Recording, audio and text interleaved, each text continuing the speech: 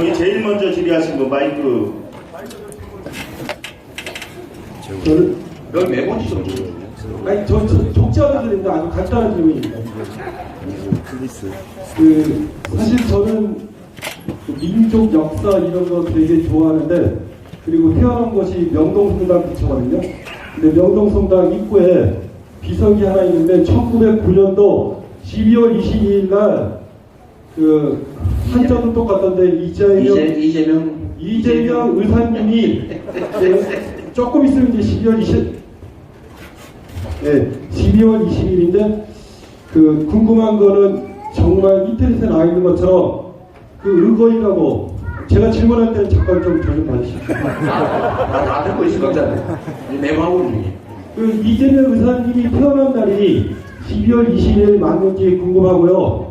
그리고 혹시 그 이재명 의사님이 죽으면서 먼 훗날 수십만 명의 이재명이 태어나서 반드시 친일 척살하고 반민족 대로 타파하고 올바르고 공평한 나라 만든다고 하셨는데 혹시 꿈속에서 이재명 의사님 보셨는지 궁금합니다. 이거 되게 재밌는 얘기인데요. 제가 이름이 이재명이고 있을제 발견을 쓰는데 아까 말씀하셨던 그 20살 나이에 이완용을 칼로 지르고 처형당한 날이 아마 12월 22일일 겁니다. 그 사일인가요? 그거의 22일. 근데 제가 호적상 태어난 날이 12월 22일로 되어 있습니다. 누가 그거를 다 발견해내는 거죠. 생긴 것도 좀 비슷하다. 근데 저는 솔직히 제가 좀 낫다고 생각해요. 근데 그건 뭐 다 의견 갈 수 있으니까 나는 그리고 이름이 한자명이 똑같기도 해요. 그러니까 거기다 후세에 내가 반드시 수십만의 이재명을 태어나서 내가 일본에 못 들어갔겠다 이런 얘기를 한 거에 있는데 근데 이게 뭐 사실인지 아니면 저는 알 수 없어요. 알 수 없는데 암시 효과라는 게 있죠. 제가 이게 좀 재밌자고 하는 얘기가 제가 저기 경북의 안동, 영양, 동화 이 청량산이라고 하는 산 옆에 산자락에 산 꼭대기 요즘도 하루에 버스가 한 번밖에 안 들어오는 곳 버스 안 와 우리 내 태어난 곳은 그거 한 2km는 걸어 내려와야 버스가 하루에 한 번 와요. 완전 산골이 산골. 네, 거기서 제가 태어났는데 우리 어머니는 이제 화전민이시고 막걸리를 팔았어요. 우리 어머니가 약도 팔았어. 사실은 내 비밀인데 얘기하면 안 되는데 우리 어머니 살아 계셔서 공소시효가 지났나? 우리 어머니 주세법도 많이 넘겼고 약사법도 벌리고 많이 넘겼어요. 왜냐면 이게 화전을 입어가지고 7식구를 먹여 살릴 수가 없는 거예요. 그래서 뭐 남의 밭에 일도 해주고 했는데 밤에 막걸리를 팔았어. 막걸리를 이것도 나쁜 얘기인데 막걸리를 담으면 이제 막걸리를 통으로 떼우잖아. 통으로. 그럼 솔직히 거기다 물 좀 넣고 그래. 내가 봤어 그걸. 물론 나도 좀 먹었어. 그 삭갈이 타먹으면 엄청 맛있습니다. 이 막걸리 물에 타가지고 삭갈이 넣어서 타먹으면 진짜 맛있어요. 이거 해보면 있어요 분명히. 있죠? 솔직히 다 얘기해. 알고 있어요. 근데 동네 사람들 지낼 때 이제 동네 술 파는 데가 우리 어머님밖에 없으니까 아버지는 뭐 이렇게 집 나가버리고 우리 혼자 이렇게 애들 키우고 있었는데 그 막걸리를 이제 데워가지고 하는 거예요. 근데 이 막걸리를 먹으러 오는 동네 사람 중에 저한테 이런 덕담을 하는 사람이 있었습니다. 제가 그 사람 이름도 기억나는데요. 그 아주 어릴 때는 초등학교 많이 먹어야 한 초등학교 1학년이 있죠. 3학년 안 됐어요.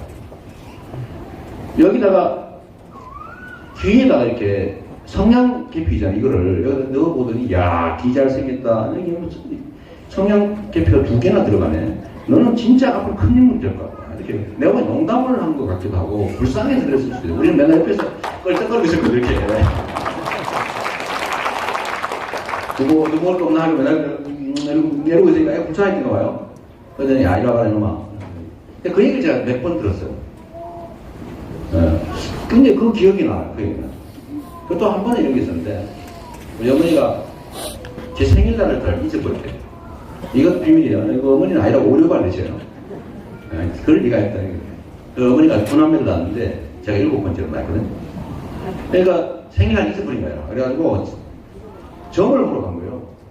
이 제명이 생일이 진짜 며칠인지를 점쟁이한테 물어보러 간 거예요. 물론 어머니는 오리발을 내셔. 알고 있지만 확인하러 갔다고 주장하더라고요. 알고 있지만 22일이냐 23일이냐 헷갈렸다 이거예요. 음력으로 10월 23일이냐 22일이냐. 그래서 갔더니 전바치라고 리포트 불렀대. 전바치한테 물어보니까 23일이라고 그러대. 제가 23일로 했어요, 제가. 그래서 제가 그건 아주 어릴 때 들은 얘기입니다. 왜냐하면 저는 밭에 가서 물어본 줄 알았어. 지금 기억에. 밭이 말해준 줄 알았어요. 그러니까 엄청 어린 나이였거든요. 그러니까 그 기억이 있는데 그때 점쟁이가 그랬대요. 얘를 잘 키우면 나중에 나이 들어서 정말 호강한다고 그러더래요, 어머니한테. 제가 어머니는 그 말을 믿은 것 같아요. 근데 그 얘기 저한테 해주신 거죠. 근데 우리가 사실 아까 얘기한 산에 산전 들고 먹던 사람들인데, 예? 소개집이라고 부록으로 지은 집에 강제로 이주당해가지고 거기서 밤새면은 이 그릇에 담은 물이 얼어가지고 막 깨지고 이런 집에서 사는 찢어지게 가는 사람인데 약 사고 비고 원래 약 팔고 이러면서 겨우 입에 부지런한 사람인데 무슨 희망이 있겠어요. 근데 제가 초등학교를 졸업하고 결국 공장 생활을 했고 결국은 거기서 뭐 산재 사고 다녀가지고 내가 장애인이 돼버리고 보기 멀쩡하죠? 껍데기만 그래. 근데 장애인 되고 많이 됐는데 무슨 희망이 있겠어요? 솔직히 자살기도도 한 2번 해가고 했는데 다행히 실패했어요. 누구한테는 다행이 아니지. 나한테 당할 사람들한테는. 근데 그것에 대해 얘기가 안 나와요. 근데 그런데도 제가 나는 뭔가 할 수 있을 거다라고 믿고 상상할 수 없는 도전들을 제가 계속했죠. 검정고시 공부하고 대학을 성적 좋으면 대학에 장학금 받고 대학을 갈 수 있다. 솔직히 그 불가능한 꿈이잖아요. 근데 그걸 도전해가 했거든요. 그리고 사고시험 합격하고. 근데 이러면서 제가 그때 느낀 게 이 어린 세대들한테 뭔가 이렇게 희망적인 얘기를 뭔가 준다고 하는 게 얼마나 그 사람의 인생에 큰 영향을 미치는 제가 몸으로 느끼는 사람입니다. 그래서 그 이재명 의사 얘기도 사실 제 인생에 되게 크게 영향을 미치고 있어요. 그러니까 자꾸 오늘 한 얘기 또 입력이 되겠지. 내가 그래야지. 일체화 시키는 측면도 있어요. 그러한 그래서 가끔씩 그 얘기 들을 때마다 그래. 국가가 독립을 유지한다는 얼마나 중요한가. 제가 원래 간접 광고 깔때기 잘하는 거 아시죠? 원래 이럴 때 하는 거지 뭐. 그래서 저는 친일 매국세, 사실 친일보다 매국세를 입었죠. 매국세대 청산. 그것 때문에 누구에 얘기하면 말로는 700만이 죽었다 그래요. 일제강점기 36년 동안 700만이 넘고 죽었다는데 그거 얼마나 억울한지. 우리 어머니는 그래도 초등학교 다닐 때인데 친구들이 잡혀가는 걸 봤대. 본인은 도망가서 겨우 이제 저 같은 골치덩이를 낳긴 했지만 근데 그걸 직접 봤는데 그 실제로 끌려가서 그 징용이니 징병이니 뭐 위안부니 끌려가고 뺏기고 뜯기고 학대당하고 고문당하고 죽은 사람 얼마나 많습니까? 근데 다시는 그런 일이 있으면 안 되잖아요. 그리고 저는 이 친일청산 얘기 나올 때마다 다시는 이런 일이 생기면 안 되는 건데 그래서 사실 한일정보부 협정도 절대 하면 안 되는 거고 그 침략의 역사를 부인하고 지금 독도 계속 짓거라고 주장하고 독도 짓거라고 주장하는 이거 뭔지 아시죠? 나중에 전쟁을 개시한 명분으로 한 거예요. 그거 뺏으려고 한 게 아닙니다. 그거 가지고 수다하다 필요한 전쟁을 이렇게 명분을 만드는 거죠. 왜냐하면 일본은 대륙으로 진출하는 게 필생의 목표입니다. 그리고 군사대국화. 지금 자위대를 가지고 있는데 자위대가 아니고 우리가 한일 군사정보보호협정을 맺은 첫 번째 가장 중요한 의미는요. 일본의 군대를 공식적으로 인정했다는 사실입니다. 군대가 없어요. 일본은. 자위대만 있는 거죠. 그걸 군이라고 인정해 줬잖아요. 군대. 그리고 다음 단계 우리가 할게 상호 원조 협정이에요. 군수 문자의 원조 서로 주고받고. 저번에 케냐가 어디 가가지고 총알 지원받았죠. 눈이 짓하다가 총알이 없어서 총알을 빌려. 근데 그거 일부러 불려준 겁니다. 왜냐면 군대로서 동등한 인정만. 이런 의미들이 있는데 위안부 인정도 안 하고 침략 사실 인정하죠. 그런데 이거는 결국은 확장하려고 하는 거고 그 첫 번째 희생은 한반도입니다. 이건 의심해지었어요.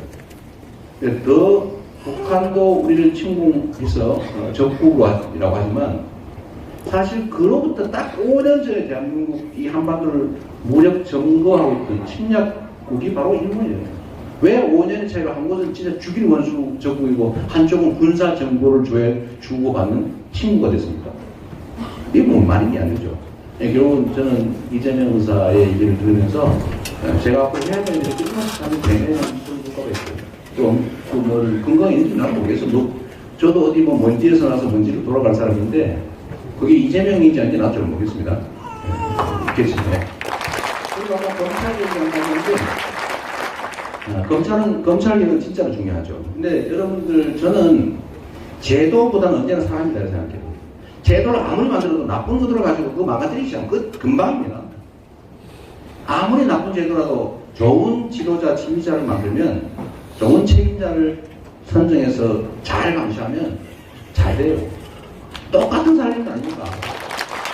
그러니까 이런 제도의 측면으로 접근하는 문제예요. 그러니까 개헌 얘기 이런 거 막 하면 안 된다. 지금 사실 그 장난이거든요. 제왕적 대통령이기 때문에 이렇게 됐어요? 제왕적 대통령이기 때문이었으면 그때 지금 김대중 대통령은 왜 그리 발목 잡혀서 아무도 못한 거예요? 그냥 제왕이 아니었던 거죠. 그 제도의 문제가 아니라 사람의 문제다. 검찰도 마찬가지입니다. 제도에 문제가 있어요. 기소 편의주의, 기소 독점주의, 수사권 독점, 이거 진짜 문제 있죠. 이런 건 좀 고쳐야 돼요. 수사권 검찰이 갖고 하고, 경찰도 검찰 수사할 수 있게 하고, 서로 수사해서 경쟁하게 하고 이렇게 해야 돼요. 그거 당연한 거예요. 이게 원래 일제 때 독립군 때려잡으려고 검찰이 다 권한 갖고 기소 독점주의, 기소 편의주의, 기소 안 해도 돼. 강도범도 기소 안 해도 돼. 법률상으로 그럴 권리가 있어. 말이 안 되죠. 그러니까 이런 건 고쳐야 돼요. 기소 독점, 기소 편의, 수사권 독점 이걸 고쳐서 제도적으로 상호 권력이 견제할 수 있게 만드는 걸 해야 됩니다. 수사권 조정도 좀 해야 되고 인사도 좀 독립시켜야 되고 기소 편의주의, 기소 독점주의 이런 걸 좀 고쳐야죠. 근데 더 중요한 거는 그 검찰 인사를 행사하는 사람을 잘 뽑아야 됩니다. 그러잖아요. 단순하잖아요. 제가 생각하는 검사장 직선제는 좀 하면 좋겠다. 그 검찰청 단위로 오죠. 여기 광주지검 소관인가요? 네. 전주지검?